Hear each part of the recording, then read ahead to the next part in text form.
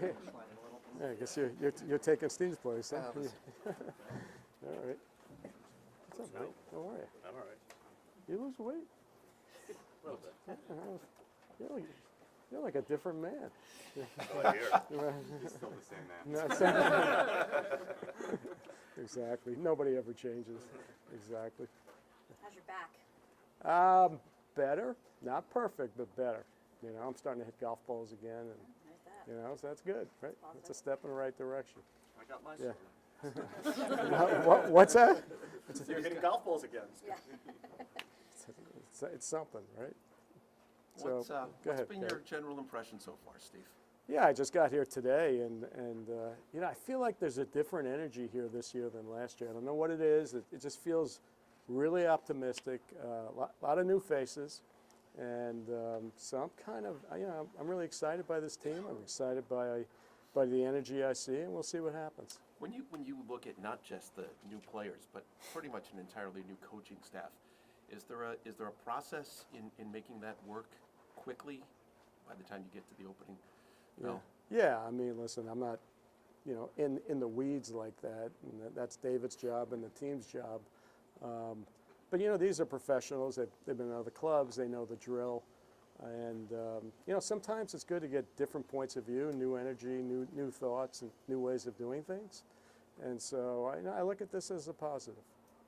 Steve, you guys made some pretty bold moves separating with very popular players with your fan base and players that have been here in a long time, obviously with Alonso, Nimmo.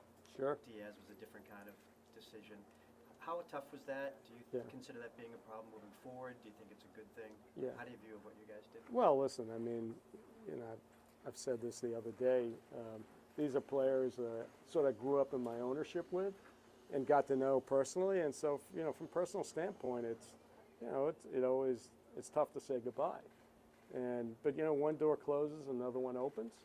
And so I'm excited about the possibilities here. I'm excited by the energy. I'm excited by the quality of the players that we brought in. And I think the Met fans are really going to be excited in the type of play we're going to demonstrate this year. Did you get the sense that the change was needed in that regard? I mean, certainly David did in the decisions he made, but... Yeah. You know, listen, I mean, we haven't won, and I really want to win, right? Each year that goes by, I get more annoyed. And so, you know, listen, I mean, it's hard to know when to make those changes, and sometimes they happen in a way that you don't fully anticipate or expect. But the other side is, you know, we have a really sharp management, baseball management, and these guys were prepared and had alternatives. And like I said, you know, saying goodbye is always tough, but saying hello is kind of fun. How annoyed are you? About not winning? Yeah, I'm annoyed. I'm absolutely annoyed. You know, every year it goes by, I get frustrated, and I'm really committed to this team, and I know how much the fans care. I know we're celebrating the 40th anniversary of 1986, and that's just too long. And there's a lot of great teams out there. No matter what you do, it doesn't mean you're necessarily going to win the World Series. But I just want to put myself in position every year in the playoffs where we have a chance with a really good team. Is it harder than you thought it would be, Steve? Yeah, listen, I mean, you come in and you're hopeful that you know you can make something happen, and all I can do is put the best team on the field I can, and then you got to let the chips fall where they may. What are the ramifications if you get more annoyed? Well, I don't know. I mean, you know, when I say I get annoyed, I mean it's more about wanting to you know, accomplish my goals, and you know, listen, we have like I said, but I'm also a very patient guy, and so I guess I have to combine the two, and know that it's not easy to win. I mean, Joel, you know that, right? I mean, there are 30 teams out there, and there are a lot of good teams out there. Was it tougher for you, I mean, last offseason, given that you'd gotten that big taste of it the year before, and you kind of expected to go this way, and then they go down again? Yeah, well, you know, that's what I would call, you just never know what the season's going to bring, right? I mean, in 24, we weren't very good out of the gate, and then turned it completely around. 25, we're in first place in June and did the opposite. The longer I've been here, the more I realize that all I can do is, commit the resources, allow my baseball people to pick the players, and then, a lot of it goes year to year. And it's dependent on injuries, it's dependent on a lot of things. Steve, And it's really hard to predict the future. Steve, you guys have been up and down throughout your tenure as owner. What's that? You guys have been up and down Yes, throughout your tenure as that's owner. right, yeah. What gives you the confidence that things will be more sustainable, particularly after this past offseason? Well, listen, I think, what's different than, say, a few years ago is, I feel the farm system is in a different place. Listen, we've always brought in and had, really, strong veterans. But I think that combination creates sustainability. And listen, I'm always going to try to put the best team I can on the field, but having that extra gear coming from the minors, from our prospects, listen, prospects, you never know how they're going to ultimately play. But if you have enough of them, you're probably going to end up, a few of them going to work out fine. Steve, as an owner who's taken pride in building a family atmosphere here, how difficult was it emotionally to let those players that you mentioned have been here since the beginning for you? And how do you balance the business from the personal? Listen, you develop these relationships, and I felt what the fans felt, right? And the worst part was these players left, and yet we hadn't signed or figured out who was going to fill those positions. And I describe it as, even I was feeling anxiety, right? Like, how are we going to get there? But David kept cautioning me and telling me that, stay patient. That it's a long off season. I think, the off season doesn't end December. It ends, even past, today, right? Potentially, right, for teams. And we stayed patient and disciplined, and I feel really good about what we accomplished. Carlos is in the final year of his contract. What do you want to see from him this season? Yeah, listen, I think Carlos is a great manager, okay? And I think he's a great guy and a great motivator. And I believe a manager's main job is culture, okay? Obviously, they're in-game decisions, right? But it's really about creating the right culture. And I think Carlos does that really well. What did you make of, I guess, the talk that the clubhouse last year maybe wasn't where it needed to be? Well, I'm not familiar. What are you talking about? Even Carlos had said it on a podcast that there was almost like a corporate culture. In the Oh, clubhouse. as far as that. Yeah. Yeah, obviously you want a locker room where people are rowing together, and corporate culture sounds almost impersonal, right? And I think there's an opportunity in the locker room where people can really enjoy being with each other, and I think that only makes for a better team. And listen, obviously you can have teams win, maybe we're not the best culture, but I view that as can only be a positive, and that's the type of culture I want. Steve, the Dodgers had another big offseason. Do you feel Yeah. they've kind of widened the gap on everybody, or how do you look at that dynamic? Well, listen, they're formidable, right? They have the ability to spend. So do I, by the way. And okay, they built a great team, but I think we've built a great team, and I think we're going to be really competitive this year, and the goal is to meet them somewhere along the way in the playoffs. Did you expect to sign Kyle Tucker? I wasn't sure. I had a great Zoom with him. I felt like we had a real shot. You never know in free agency, right? You just never know how it's going to go. Those are personal decisions. You're not always privy in how they make those decisions. And so all you can do is, go after the best people you can, and then if it doesn't work, you have alternatives.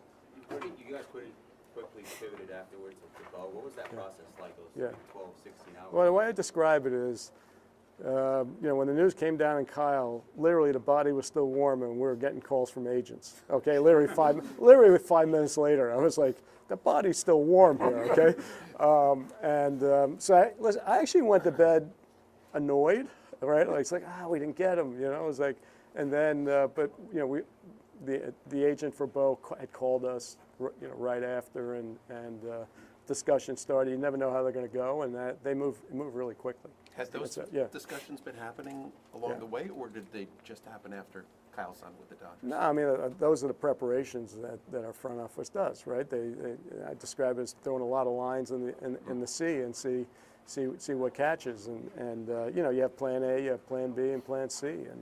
But that's part of, you know, trying to build a team. You never know who's going to sign with you, and you know, all you can do is have alternatives. Steve, you talk about how badly you want to win. Obviously, only one team can win every year. Yeah. Given that context, I mean, what would a successful season look like to you? What does this team have to achieve for it to be considered a success? Yeah, listen, I think I think table stakes is making the playoffs. Got to make the playoffs, right? I mean, I missed the playoffs last year, missing 2 years in a row. That's not good. And then obviously you want to go deep. And you can't, you know, these are short series. You can't control what goes on in these short series. Anything can happen. But I think the idea is keep putting yourself in that position, you know, year in, year out, which we haven't done, right? It's been off and on. And so we got to do better. And, you know, those are the goals that I'm seeking. Steve, along those same lines, you sat here last year and mentioned to the fans that you had devoted the resources to get them to come out to the ballpark. They came out to the ballpark last year, filled the stadium for you. Yeah. Are you worried about losing some of that momentum just because you guys didn't kind of fill your end of the bargain last year? Well, you know, I don't see that. I don't see it in the season ticket sales, and early ticket sales look pretty strong. Okay. And so, you know, I don't see that. And, you know, Met fans, they're pretty, they've been through thick and thin.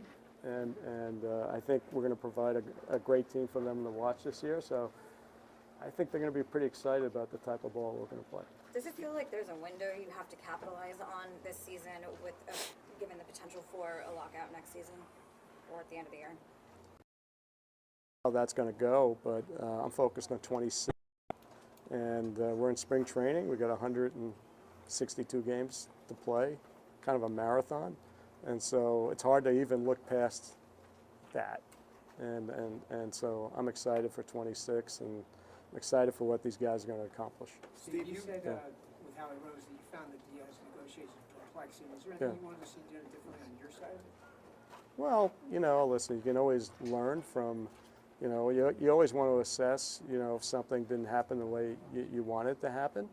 You know, I wish Edwin well, great guy, and, you know, but I'm looking forward to 26, and, you know, I feel like we've built a really good team, and you know, I'm moving forward. You have been very conscientious always about saying, like, that's David's purview for, like, baseball. Right. Have you morphed, evolved, changed at all where you're doing something different as an owner now than maybe previously, or plan to during 2026 that you hadn't previously? I'm not sure I'm doing anything different. You know, I think I'm a little bit, I describe it as my ownership's in more of a mature phase, right? And maybe I came in a little, you know, differently than perhaps, you know, how I look at things today. You know, I'm now a little more seasoned. And, but you know, listen, I think it's really important to have, I mean, I'm not picking the players, okay? That's the job of our baseball department, and I'm here to support that. There's only so much I can do, and then the rest of it is the players we select and the way they play. Are you worried or involved with labor at all? I'm not on the labor committee, and so I'm going to allow them to handle that. And like I said, I'm focused on 26. I think it's really hard to predict how 27 is going to go, and so I'll worry about it when we get there. In what ways does that maturity that you just mentioned kind of show up for you? Well, I'm really not that mature. Okay, so, all right, but I mean, but more mature than, but I just say more seasoned, and I've, what ways do you think? you know, I've seen a lot, right? And so I've seen the ups and downs, and so yeah, I think it's not easy to build a team. You know, you can write it down on a piece of paper, and it looks really great, but they have to play. You know, injuries can happen, unforeseen events happen. And so all you can do is just, you know, try to do the best you can, and then, yeah, let the chips fall where they may. And you know, every year is different, right, as we've seen. One of the words you've mentioned the most today is excitement. Yeah. What is the one thing that you think you're most excited about this team going forward? I think we've brought in some really interesting players who've had success, right? And it's sort of like in my hedge fund. If I can hire somebody with a really good track record, I'm better off than speculating with someone who doesn't have maybe a little younger or perhaps doesn't have that type of track record. And so we've brought in veterans who have performed in the highest leverage situations. And it's great because, you know, they're also going to teach our younger players how to be ball players and how to comport themselves and how to get through a 162-game season. I think it's a really cool combination. Did you feel, Steve, because what happened from mid-June on, a lot of it was predicated on pitching, but did you feel like there needed to be a wholesale redo? Redo of what? Just so many new players, Yeah. so many familiar faces leaving. Did you Yeah. feel like there needed to be Well, we didn't have a choice, right? Well. Because they ended up, you know, each situation happened on its own, and I mean, the one things you learn, you know, obviously, you know, losing these type of players are never easy, but you know, I just was in that locker room and in the meeting, and I sense an energy that really is exciting, and these are new faces, fresh faces that I think our fans are really going to enjoy playing. So, you know, it's different, and I think we'll play a different type of baseball, and I think that's great. Steve, you expressed some frustration about the inability to sustain winning so far. Yes. In your 5 years. Yeah. Do you think there is something unique about this organization that has made it hard to do that, really through their history, and Yeah. even with you applying so much money and Yeah. hiring the baseball head you wanted? I mean, I don't see things that way. I call my first year, I really couldn't affect much. So, you know, I sort of came in and evaluated. And I mean, you got to remember there was a lot of things to fix, and you know, a lot of stuff we're doing behind the scenes in the minor leagues, right, to improve all aspects of our group down there and our ability to develop players, and that takes time. And there's no shortcutting developing players. And so we're starting to see the fruits of that investment, and they're starting, you know, the pitching is clearly, we've talked about this, you know, everyone has good pitching right around the league, but you know, I feel like we have a good group of young players that we think can impact the major league club, and so it just, you know, that adds to the depth of the club, but I don't think there's anything unusual about what I think in most aspects of what we do, I think it's top of the league. And so, you know, my expectations is if you have good process, it'll end up showing in the record of the team. Steve, why do you think last year's team missed the playoffs? I think you look at the roster, you look at where you guys were in June, most people would have said there's no way. So why do you think that ultimately happened, given everything you just said about process and all that? Yeah, it didn't help. We were 0-70 in the ninth inning, right? I mean, that's a pretty remarkable statistic. Highly unlikely we're going to ever see that happen again to this team. And so, you know, listen, things happen, right? I mean, there's statistically a variance, and you know, you have a projection, and then you kind of, things happen for whatever reason. Or certainly a pitching, you know, fell apart through injuries and otherwise. And so, you know, it gets back to you know, it's the unpredictability of baseball. And I mean, even the Dodgers were this far away from losing the World Series. And so, you know, that's what makes this game great and exciting. It's unpredictable, and that's why every season's unique. Is there any movement to name a team captain, or is that something you don't think is necessary? As long as I'm owning the team, there will never be a team captain. Really? Okay, that was my decision. My view is the locker room is unique, you know, and let the locker room sort it out year in, year out. And so. So you're not saying that there'll never be one? But No, there'll never be a captain. Oh, there'll never be a captain. There'll never be a captain. When did you make that decision? Oh, I've felt that way all along. Really? Yeah. Steve, you said you went to sleep the night of the Tucker Yeah. thing, angry, frustrated, whatever. Yeah. Was there another I player? wasn't angry. I was more like, you know, just, you know, you have this anxiety because you're trying to land players to replace the ones that you lost, and you're like, you know, you're hoping that you can start moving it along that way. Was there anyone else like that this offseason where you thought, like, we're on the kind of goal line and we didn't get in? You know, listen, I mean, you know, outside of the ones we've already talked about, right? I mean, generally, I don't think so. The You ones know. we talk about being Yeah. Diaz and Tucker, probably. Yeah, you know, I mean, listen, I'm competitive. When you're actually making a bid and you decide you want that player, you know, you don't want to lose, right? Like anything else. And then you get over it, right? And then you move on. Like it's sort of like in my business. I have a bad trading day, all right, move on to the next day, and then the next day's better. Not having a captain, how was that philosophy sort of formed? What do you mean? What? Deciding not to have a captain. You said you Actually- decided that, you know, you've always held that Yeah. opinion. Yes. How was that formed? It's just my own views on how I want a locker room to be, and that, you know, my view is every year is the team's different, and let the team kind of figure it out in the locker room, rather than having a designation. And I just think it's you know, it's actually having a captain in baseball doesn't happen often, right? It's actually unusual, and so you know, whatever previous ownership did, that was their way of doing things. You know, I look at things differently. You talked a lot about the farm system today.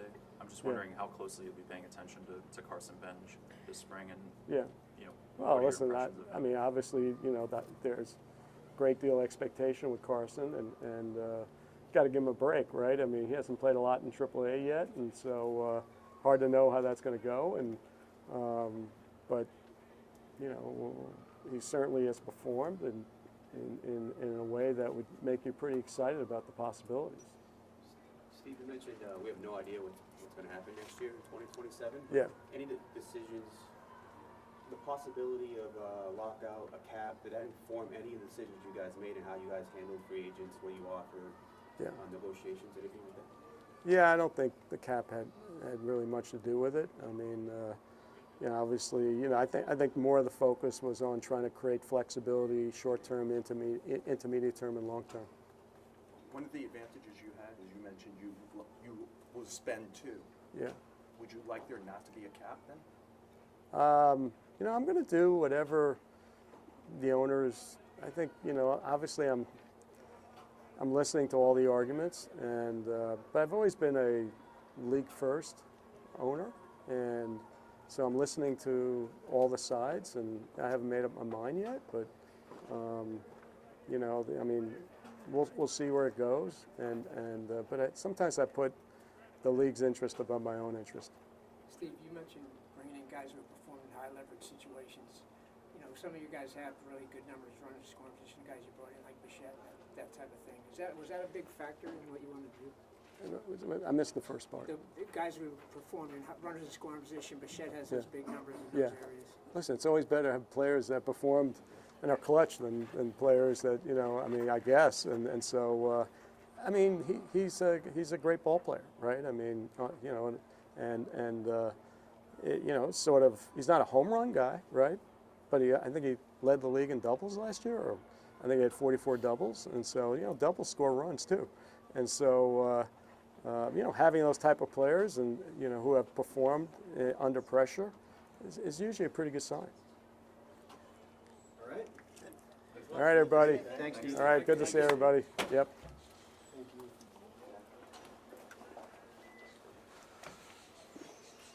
Thanks. All right, good seeing you, Will.